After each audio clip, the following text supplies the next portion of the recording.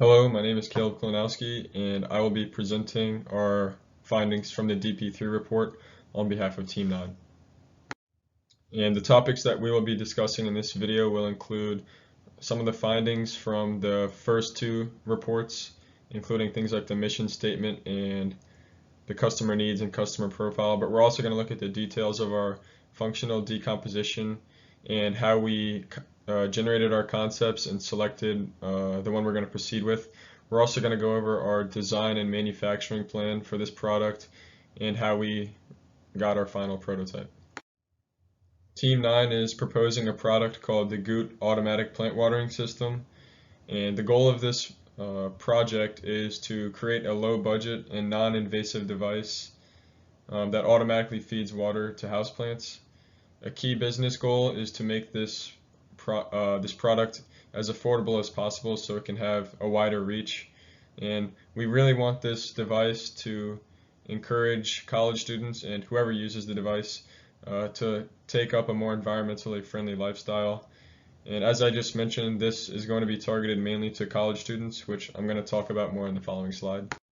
So the main problem at hand is that college students will live very busy lives away from their dorms or their apartments, and when they come home, they'll start immediately working on other things and they'll forget to water their houseplants, and as a result, a lot of their houseplants will end up dying or not growing as they should.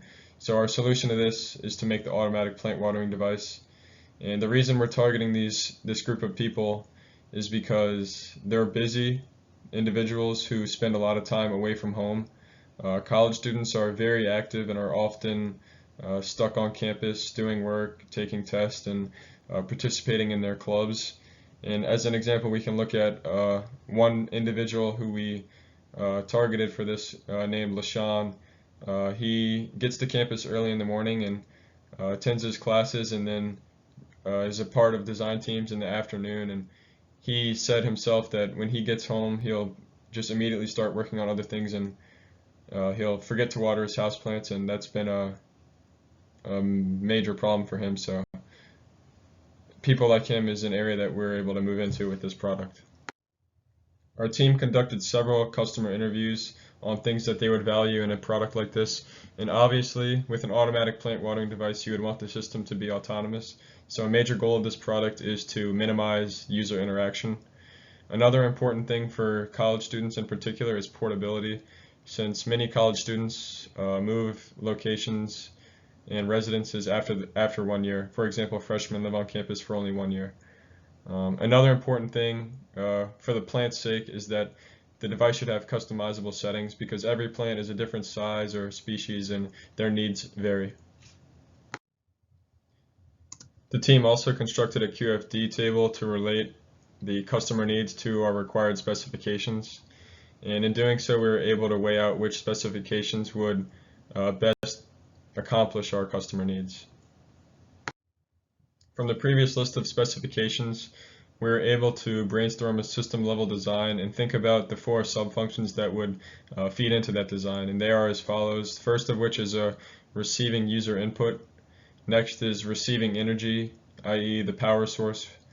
The next important factor would be converting the mechanical energy from electrical energy. And lastly, how we're going to deliver the water to the plant. Upon identifying each subfunction, the team worked together to generate some ideas on how we could accomplish each one of these subfunctions. For example, in subfunction 2, receiving energy, it could be powered by battery, solar panel, USB, etc. So with all these different subfunction ideas, each team member combined them to create 6 different concepts that we would then weigh up and see which one we wanted to proceed with. Taking the 6 conceptual designs from our gallery poster, we screened and scored them based on how well they fulfilled our customer needs. And what we found was that the pink design was the most promising sketch. So this one consists of a battery, a 9-volt battery, an Arduino with a small user input board, and then a water pump that is staked directly into the dirt. The Goutte system would also be a brand new product reaching the market, so we had to do some patent research to make sure we wouldn't be infringing on any current patent. So we did a quick skim through the US patent database and found a bunch of similar ideas. And based on these ideas, we built a list of constraints on things that we couldn't include in our design. So at this point in the design, we know exactly what components we want to use, but we've yet to decide on where they will be located and mounted in relation to one another. So looking at this table was a major influence on our design. So this is a failure mode and effect analysis table, and it shows how each component could potentially fail and cause performance issues on the device. And what we found is that the interaction of water and the electrical components could cause a massive issue. So this influenced our design in that we have decided to completely separate the electrical components from the water. Before proceeding with prototyping, we wanted to make sure we had a plan for future manufacturing.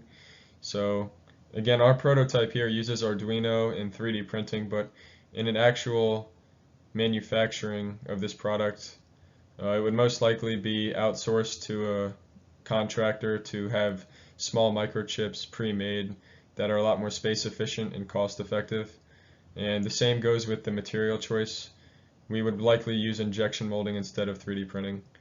There would be two parts to this assembly. There would be the manufacturing assembly, where we build up the product up until it's ready to be packaged, and then the user would conduct the final assembly where they plug all the pieces together and place it however they want on their desks or anywhere in their house, really.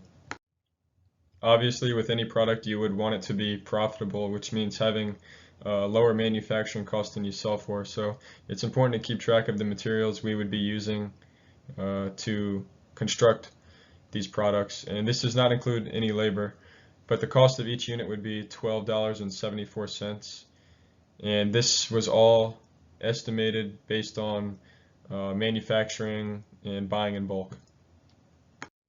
The bulk of the electronics for this system are housed in this primary electronics housing, which we modeled in Siemens NX.